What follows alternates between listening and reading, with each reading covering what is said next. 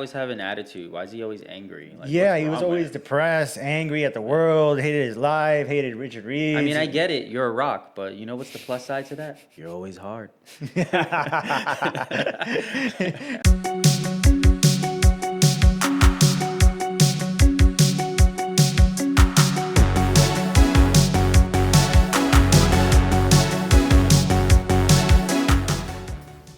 Hey guys, welcome back to the channel with your host, Warren Ghost.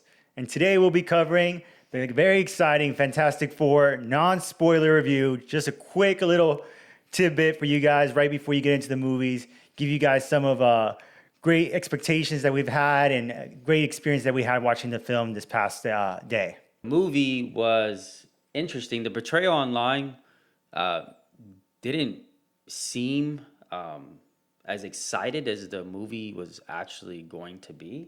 So, my expectations driving to the theater they were kind of low. The hype just wasn't there yet, especially on Twitter, Yeah, which was interesting, right? Because the other Fantastic Four movies, there was three before this one, they didn't do so well compared to this one. But this one kind of like, it outsold all three already within this weekend. yeah, they just done crazy numbers, and overall the film it was so good, guys. It was so good. It was a perfect movie. Honestly, Marvel's back. Yeah, Marvel back. is freaking They're back. back with vengeance. I haven't walked out of a movie theater feeling that excited watching a Marvel film in a long time. Just keeping it real. Yeah, exactly. So like, we were reading some of the things online, reading the gossip, just seeing what was trending. And we were really surprised, especially when we got to the movies. We walked in the lobby. There were so many people there. We couldn't even get water. That's how many people were at the movie theater. No water for us. We raw dogged the whole film. Yeah. Just freaking white knuckling the whole film the whole time. Sand mouth and everything. We're just dying there like water. We did. We didn't want to miss any bits of the film at any point, and we were just too locked in. But yeah. So Ghost, I mean, what were your expectations walking into the film? To get something to drink.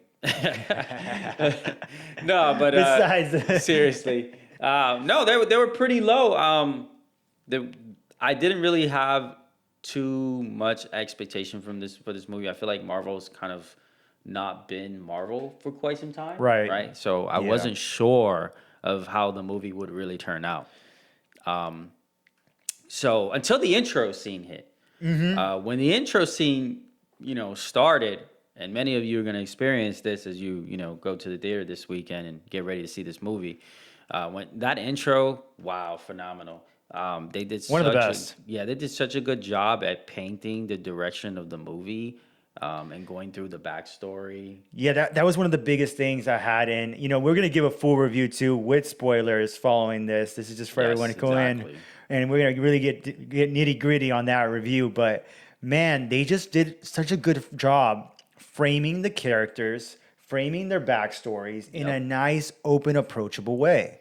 It threw me off guard the way they did. I was just like, wow, this is how they should do it. Oh yeah, it's been quite some time since we seen that type of framing out of Marvel. You can tell they did this movie with love and care, and they really tried to paint the picture of the energy they were trying to give in this movie. Right. So that was really nice. Coming in, I had low expectations. By the time the intro hit, I was like, whoa, this is going to be big. And not to mention, the pace of how it went in the beginning, the intro, and then, when they got into the actual movie, the pace was really good. And it got you there and feeling really comfortable with starting out the movie. I wholeheartedly agree. And the pacing of the film with the moments of comedy were so well done and layered in. They weaved in the comedy in the right moments and the right little pits and pats, and it felt really great. Like the whole movie just had you locked in and engaged. Yeah. And yeah. After seeing Thor: Love and Thunder, where they just oh my god, what a freaking movie! What a bust! The comedy was ridiculous. It was so bad. It was such a bad film. Seeing them put in comedy in this movie and really get it in there in the right spots and not be over too funny and just make us at some point say, okay, that's cringy.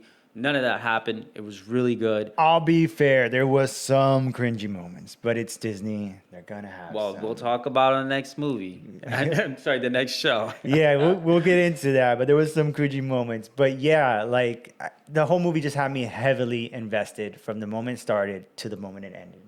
I mean, there was some moments, but we're gonna speak about that in the deep dive. But overall, how did you feel about the characters and their actual like the way they paced each character, the way they laid out each character's abilities, their actual backstory or their role through the movie of how their persona was? Yeah, without getting into too much, because I don't want to give too much spoilers, but I really like how they portrayed the Thing. Yeah, in he's one of my this favorites. movie. Um, he wasn't. He's not going to be what you expect from the other Fantastic Fours. Yeah. They really changed. I would say he has the most changes out of any character in the movie. I'll say persona-wise, 100%. Persona, yeah. Persona-wise, 100% because, again, it's spoiler-free, but if you guys have ever watched any of the other Fantastic Fours that have been released by Fox and whatnot in the past, they were not really good. I think maybe the first one was somewhat decent, but they just didn't have him in this type of personality. His personality in this film shined much better. He actually came through. It felt like he was an integral part in the role. Like before, it felt more like he was an afterthought or like a third party character. You didn't feel invested in the thing. You're like, oh, this character is just boring or depressing. Yeah. You hated watching He's almost him. annoying. Exactly. It's like, why does this guy always have an attitude? Why is he always angry? Like, Yeah, what's he was wrong with always him? depressed, angry at the world, hated his life, hated Richard Reeves. I mean, I get it. You're a rock, but you know what's the plus side to that? You're always hard.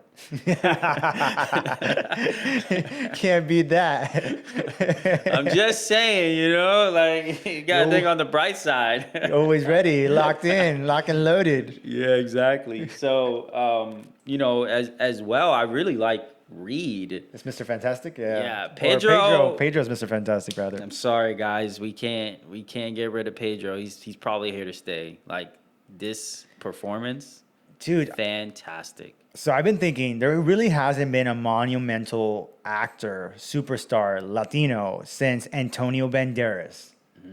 I really can think of Antonio Banderas was like the last one that was as influential and monumental as Pedro Pascal. And There's probably a few others. I mean, you got Guillermo del Toro. we come in all shades. you know. Sometimes you can't tell.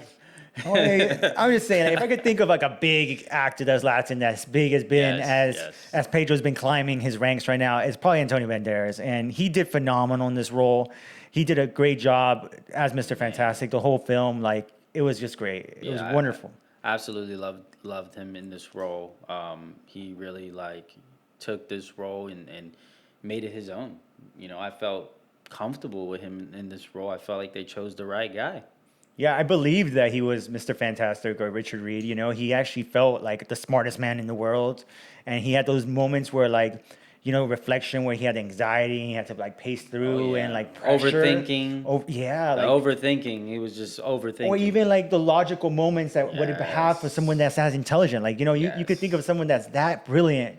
The moments, man, it's such a good movie. I really want to get into the review. The logical mind games in the movie were great. They're like, oh, this guy's too logical. That's why he thinks this way. Just smartest man in the world. They did a good job. Hands down. And you guys, man. Absolutely. And we have to also give it to Joseph Quinn. I mean, coming from Stranger Things as the beloved Eddie into this movie as the Human Torch. And not being at the height of his career, he really, well, I guess he is now, but he really showed, what he's capable of as an actor. 100%. 100%. He had a wide range in this role, and he hit all those notes. He hit the emotional side. He hit the little anger, pissy side that he had for a bit. And he brought a lot to the table. Yeah. I wasn't expecting it. And you'll see a lot of tweets literally apologizing, because people didn't believe that he can do what he did in this movie, So yeah, I think we're gonna see more from this actor going forward. I'm really excited to see where his career. And scoring time, I give it a 9. Oh, a 9! Absolute cinema. For what it's worth, guys, I give it a solid 9 too. It's pretty good. It's pretty good. I mean, you're not gonna be disappointed. It's money well spent. It's most likely right now a contender of probably the best film of the year so far. Possibly, yeah, in my eyes, so far. Way better than Thunder, Hawks, Bolts, whatever. Thunderbolts. Yeah. Get out of here with that movie. Absolutely. So yeah, Not even Fantastic Four. Please get ready, prepare, be there early, or you'll end up like us with no water, suffering with no snacks, while our our neighbors are eating snacks in our ears. So you don't want to end up like that. So yeah, go out and prepare and just get ready for an amazing movie. For sure, for sure. So if you guys love the content that we provide, it'll do us a big favor if you could like the video, share it, and leave a comment below, and stay tuned for some more. Take care.